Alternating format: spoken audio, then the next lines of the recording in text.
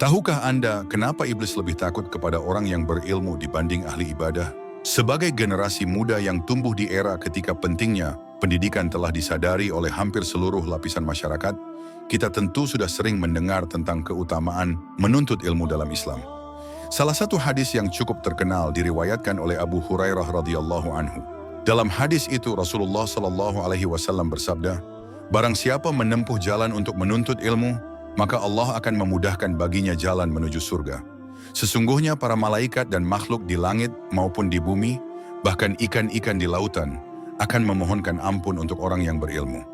Para ulama adalah pewaris para nabi. Hadis ini menunjukkan betapa Islam sangat memuliakan ilmu dan para penuntutnya.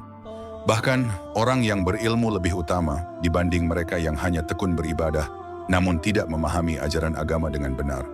Dalam Islam, menuntut ilmu tidak hanya bernilai duniawi, tapi juga merupakan bentuk ibadah dan kewajiban agama. Lebih dari itu, ada pula sebuah kisah menarik yang dapat menjadi motivasi bagi kita dalam menuntut ilmu. Kisah ini menggambarkan bagaimana iblis lebih takut kepada orang berilmu daripada kepada orang yang rajin beribadah.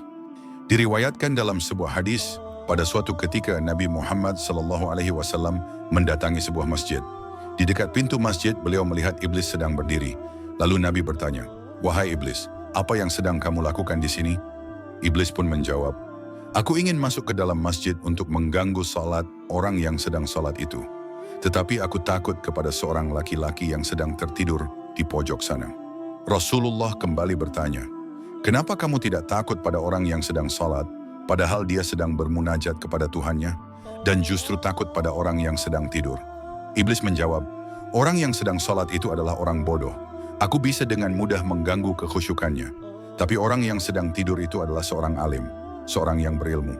Jika ia bangun, dia akan membongkar tipu dayaku dan membimbing banyak orang menuju kebenaran.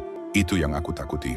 Kisah ini memberi pelajaran berharga bahwa ilmu pengetahuan bukan hanya sarana untuk memahami dunia, tapi juga perisai melawan kebodohan dan tipu daya setan. Menjadi orang berilmu bukan hanya mulia di hadapan manusia, tapi juga menakutkan bagi musuh kebenaran. Follow atau subscribe sekarang juga, semoga Allah memudahkan jalanmu menuju surga.